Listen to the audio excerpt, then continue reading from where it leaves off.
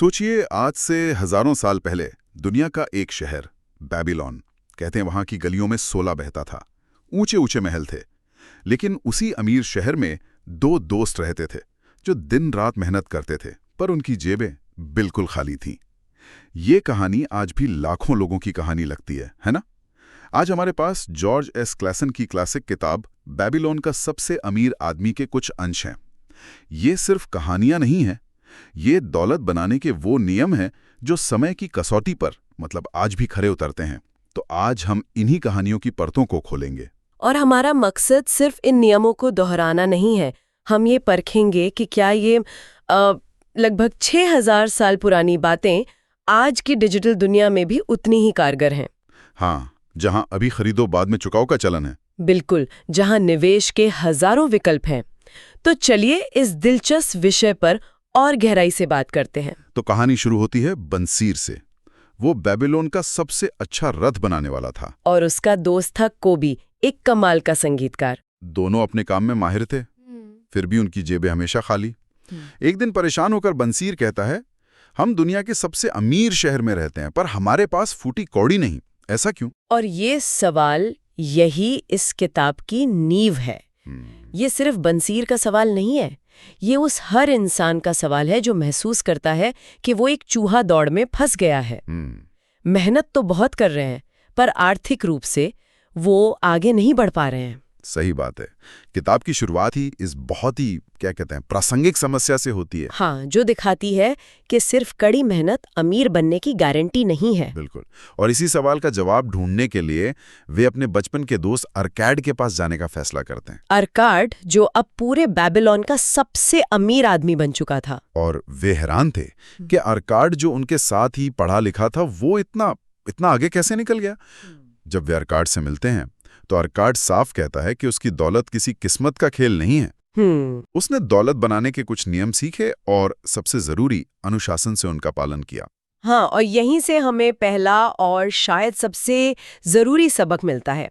अर्काड अपनी कहानी सुनाता है, एक युवा मुंशी के तौर पर। हाँ, उसे एक अमीर साहूकार अल्गमिश से दौलत का रहस्य जानने का मौका मिला। हाँ। पर अल्गमिश ने एक शर्त रखी। शर्त ये थी कि रात भर में मिट्टी की पत्तियों पर कानून की नकल उकेर दो तो मैं तुम्हें रहस्य बताऊंगा। और अर्काड ने रात भर जागकर काम पूरा किया। बिल्कुल। और सुबह अल्गमिश ने उसे जो रहस्य बताया वो सुनने में बहुत ही साधारण था। बहुत ही साधारण।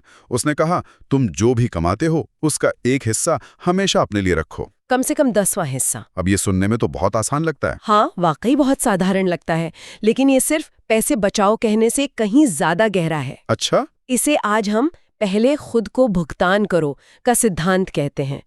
पर इसकी असली ताकत इसके मनोविज्ञान में है। मनोविज्ञान में? वो कैसे? देखिए, जब हम कमाई आते ही उसका एक हिस्सा अलग रख देते हैं तो हमारा दिमाग उस पैसे को खर्च के लिए उपलब्ध मानता ही नहीं है। अच्छा, तो वो पैसा एक तरह से अदृश्य हो जाता है। हाँ, ये हमारी टालमटोल करने की आदत और तुरंत कुछ पाने की इच्छा पर लगाम लगाता है। तो ये पैसे बचाने का नहीं बल्कि दौलत बनाने का पहला कदम है। बिल्कुल, ये एक आदत बनाने की बात है, न कि सिर्फ हिसाब किताब की। दिलचस्प। अर्काड ने इसी एक नियम से शुरुआत की और धीरे धीरे उसका बटुआ भारी होने लगा।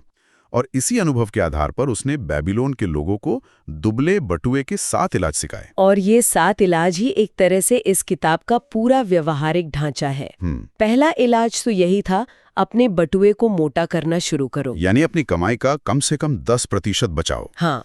लेकिन यहाँ एक सवाल उठता है, आज के समय में जहाँ किराया है, EMI है और महंगाई इतनी ज्यादा है, क्या हर किसी के लिए 10% बचाना मुमकिन है? कई लोगों को ये अव्यवहारिक लग सकता है। ये बहुत जरूरी सवाल है। देखिए, किताब में 10% एक शुरुआती बिंदु है, एक लक्ष्य है। तो मतलब कोई कम से भी शुरू कर सकता है? बिल्कुल, शायद कोई 5% से शुरू करें, कोई 2% से।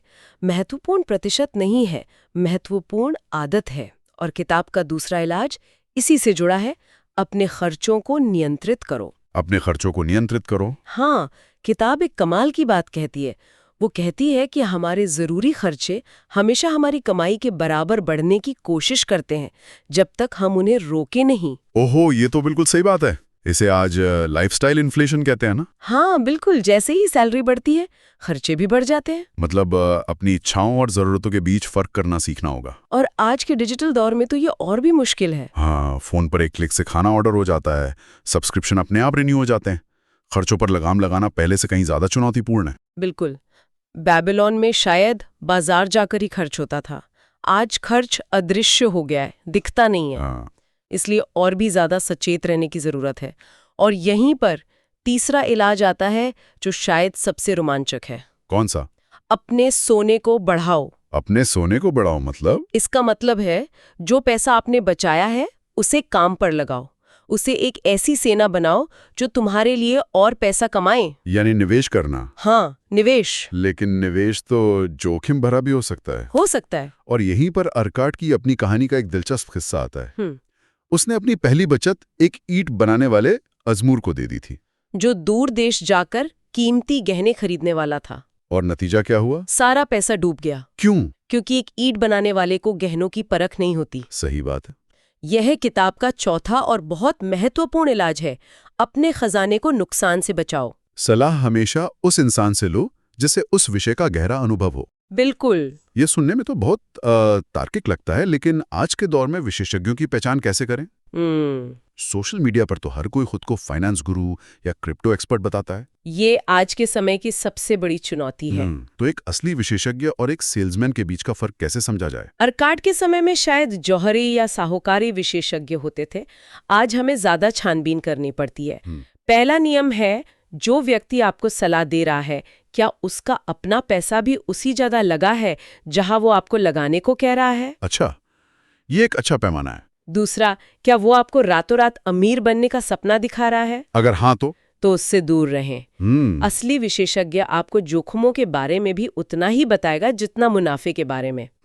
तो किताब का संदेश साफ है। हाँ, अपने पेशे के बाहर के क्षेत्र में निवेश करने से पहले उस क्षेत्र के माहिर लोगों से सलाह लो, न कि किसी अनाड़ी से। सही बात है। और बाकी के इलाज भी मतलब इसी सोच को आगे बढ़ाते हैं। हाँ, जैसे 5वां इलाज है, फायदेमंद निवेश पर ध्यान लगाएं। हाँ, जैसे ऐसी जगह पैसा लगाएं जहां वो सुरक्षित भी रहे और बढ़ता भी रहे। बिल्कुल। और छठा है, भविष्य की आय सुनिश्चित करो, जो आज के समय में रिटायरमेंट प्लानिंग और बीमा की तरह है। हाँ, और सातवां, जो मुझे व्यक्तिगत रूप से बहुत पसंद है, अपनी कमाने की क्षमता को बढ़ाओ। हाँ, ये सातवां नियम अक्सर लोग भूल जाते हैं।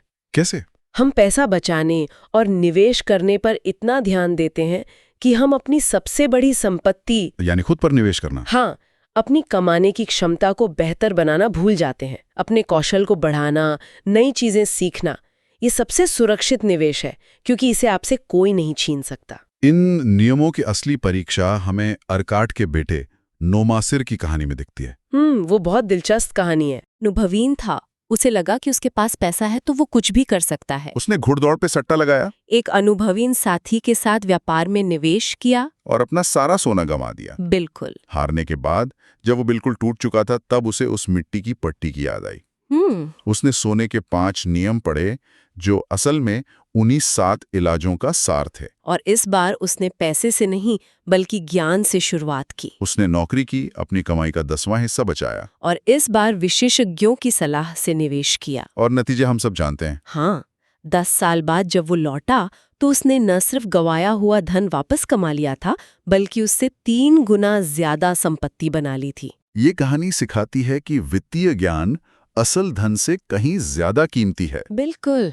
बिना ज्ञान के मिला धन क्षणभंगुर होता है, वो टिकता नहीं। लेकिन ज्ञान से धन बार बार बनाया जा सकता है। नोमासिर ने जब सोना खो दिया तब उसे ज्ञान की असली कीमत समझ आई। उन 5 नियमों को जल्दी से देख लेते हैं। पहला, कमाई का कम से कम 10वां हिस्सा बचाने वाले के पास सोना आता है। दूसरा, सोना अपने बुद्धिमान मालिक के लिए मेहनत से काम करता है, यानी सही निवेश। तीसरा, सोना माहिर लोगों की सलाह से सुरक्षित रहता है।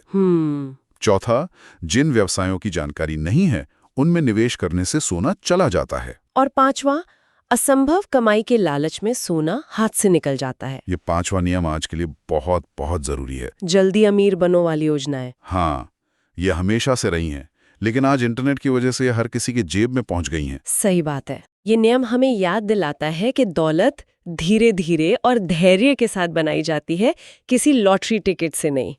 इन कहानियों के अलावा स्रोतों में बेबीलोन शहर की बनावट का भी जिक्र है, खासकर उसकी विशाल और अभेद्य दीवारों का। हाँ, कहा जाता है कि वे दीवारें इतनी मजबूत थीं कि कोई दुश्मन उन्हें भेद नहीं सकता था। वो शहर और उसके खजाने की सुरक्षा करती थी। ये एक बहुत शक्तिशाली प्रतीक है। प्रतीक किस तरह से? जैसे बेबीलोन को अपनी दौलत बचाने के लिए भौतिक दीवारों की जरूरत थी, वैसे ही हमें अपने धन के लिए वित्तीय सुरक्षा की एक दीवार बनाने की जरूरत है। तो वित्तीय सुरक्षा की दीवार। हाँ, इस दीवार की पहली ईंट है एक आपातकालीन निधि। Emergency fund. बिल्कुल, यानी एक ऐसा फंड जो सिर्फ मुश्किल वक्त के लिए हो, जैसे नौकरी चले जाना या कोई बीमारी। और दूसरी ईंट है सही बीमा, जो आपको बड़े वित्तीय झटकों से बचाता है। इन दीवारों के बिना आपका सारा निवेश एक असुरक्षित खजाने की तरह है, जिसे कोई भी संकट लूट सकता है। हाँ। तो बेबीलोन की इन प्राचीन कहानियों को आज के संदर्भ में देखें तो कुछ बातें बिल्कुल साफ हैं। पहला, कमाना और बचाना दोनों अलग अलग कौशल हैं और दोनों को सीखना जरूरी है। हाँ। दूसरा, अपने खर्चों के प्रति सचेत रहें, वरना वे आपकी कमाई को निगल जाएंगे। और तीसरा, अपनी बचत को काम पर लगाएं, लेकिन विशेषज्ञों की सलाह और अपनी समझ के साथ, ना कि लालच में आकर। ये सिद्धांत बहुत सरल लगते हैं। हाँ, और शायद इसीलिए लोग इन्हें नजरअंदाज कर देते हैं। हमें लगता है कि वित्तीय सफलता के लिए कोई जटिल फॉर्मूला होगा। बिल्कुल, लेकिन सच तो ये है कि ये बुनियादी नियम ही समय की कसौटी पर खरे उतरे हैं। किताब की खूबसूरती इसी सादगी में है। हाँ, कि ये नियम आज भी उतने ही प्रासंगिक हैं जितने 6000 साल पहले थे। और अंत में एक विचार, आज की दुनिया में जहां हम निवेश के लिए एल्गोरिथम, जटिल वित्तीय उत्पादों और क्या कहते हैं अंतहीन डेटा पर निर्भर है, क्या हम सबसे जरूरी चीज भूल गए हैं? बेबीलोन की ये सीधी सादी कालातीत बुद्धिमत्ता। हाँ, क्या आज की वित्तीय जटिलताओं से निपटने का सबसे कारगर तरीका वापस इन सरल लेकिन शक्तिशाली आदतों को अपनाना ही है?